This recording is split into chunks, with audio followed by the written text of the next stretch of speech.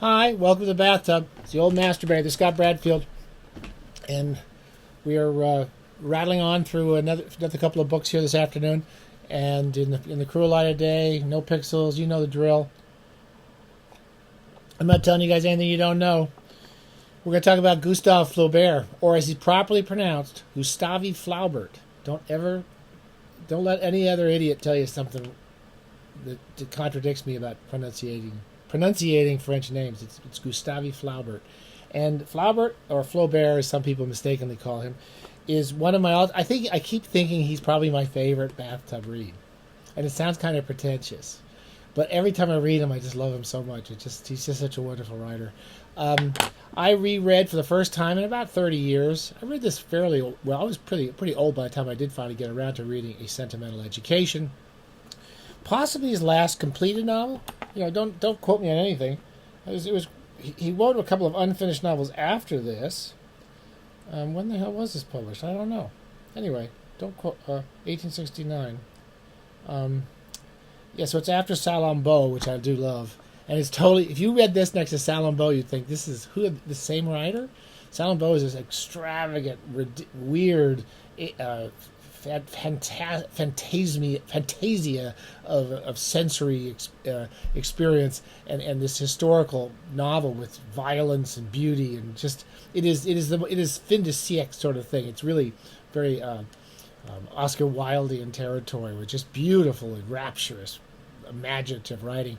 And then A Sentimental Education a few years later, which is as close to a realistic novel as you could possibly imagine in many ways. It covers very many events in Flaubert's life, his growing up as a young man, going to Paris, and his finding his way in the world. It's not autobiographical in that way, in any specific sense, but it does seem to record his memories of this time through the 1848, the revolutionary period of France, is all happening in the background of this book.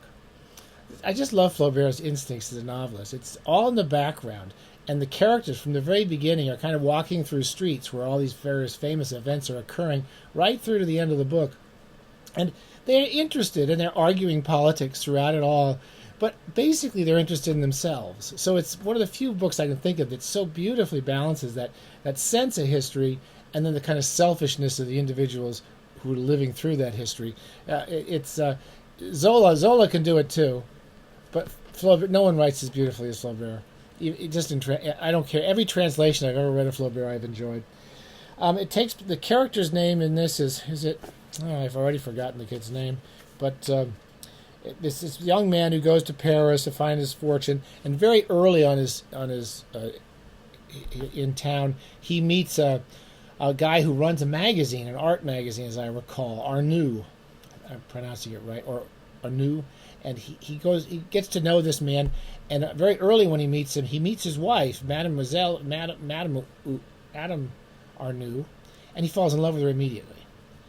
I don't know of any writer who can really get the kind of cynical, de Maupassant vision of the world, this real cynical selfishness of human beings and to please themselves and the cruelties of people, and then the real romantic insanity of human beings, and the character in this, Flaubert really balances it incredibly well, and that's the part about him I love. He does that, of course, with Madame Bovary is the book that people most remember, but the kind of day-to-day tawdriness and boredom and meaninglessness of her life balanced out with this rapturous enthusiasm for beautiful clothes and men and adventures, and that they never quite come together, especially in a world which is pretty boring and insipid most of the time. So anyway, the character in this is named, who's I've already forgotten. It's Frederick Moreau. You don't need to know it. We're not quizzing you here at the bathtub. No one's going to give you a quiz.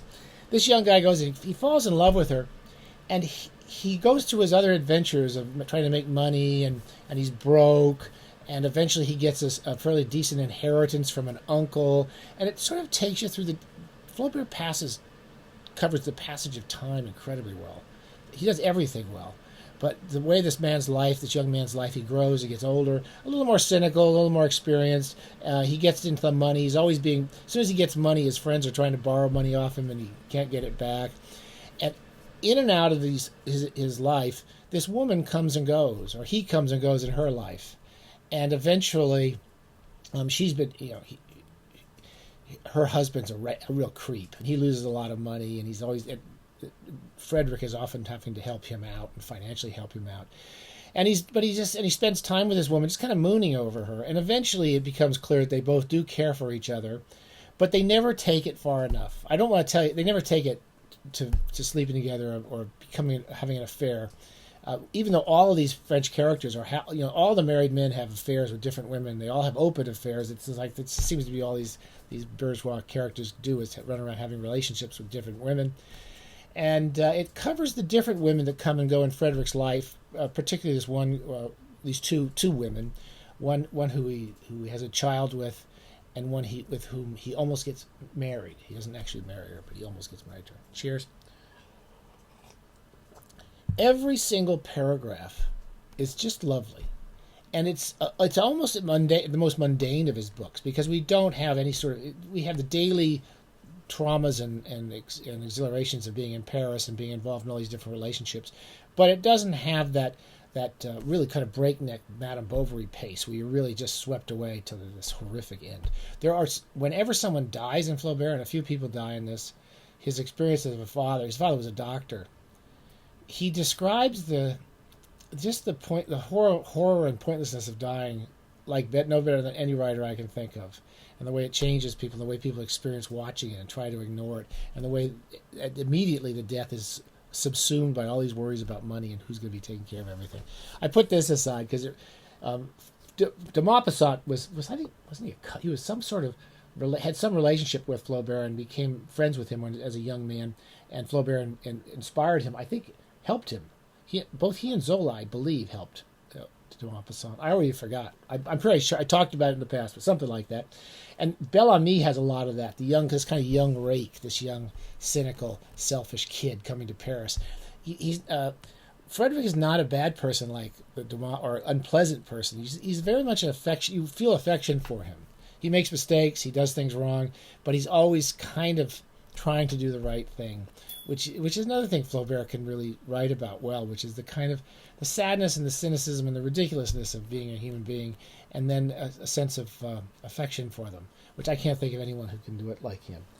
I was thinking the other day that when I was young, my favorite writers were all Russian, and I love, we've talked about Tolstoy and Dostoevsky and Chekhov, but as I get older, and now especially having discovered Zola, who I'd never really read until we started doing these bathtub episodes, I think the three French writers who just move me the most are Flaubert, de Maupassant, and Zola. I think today they read so well, just as a bathtub experience, and they're such beautiful, beautiful prose writers.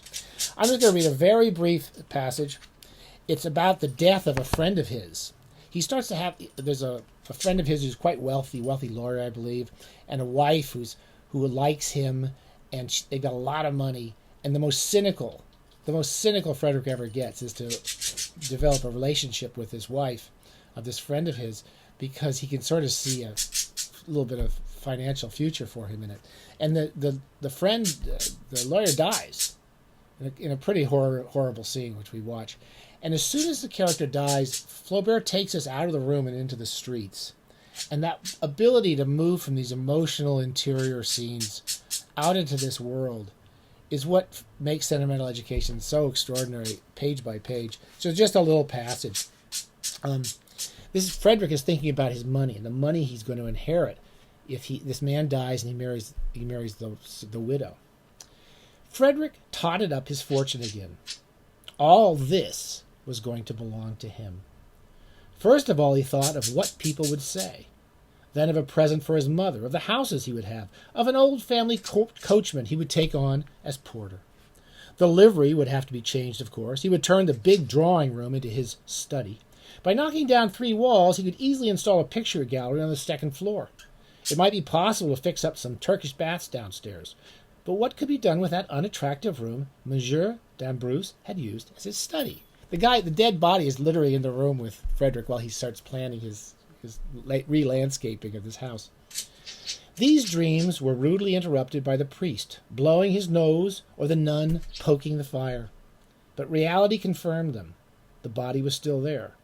The eyes had opened again, and the pupils, though sunk in the murky shadows, had an inscrutable expression which Frederick found unbearable. He thought he could recognize in it a judgment on himself, and he felt something akin to remorse, for this man had never done him any harm. On the contrary, oh, come now, he was an old rascal. And he's thinking back and forth to himself. And he took a closer look at him to steady his nerves, silently shouting at him, "Well, what is it? I didn't kill you, did I?" So the corpse is staring at him, and he's having this conflict. Meanwhile, the priest read his breviary. The nun dozed without moving. The wicks of the 3 candles lengthened. Just a whole passage of time in that one sentence. For 2 hours, the dull rumbling could be heard of the carts on their way to the central market. If you're in these big cities in the morning. London was always like this. You could hear the carts sometimes coming through the streets. The windows grew wider, and a cab went past, followed by a troop of she-asses trotting along the road. Then came the noise of hammering, the cries of street hawkers, blasts on a trumpet.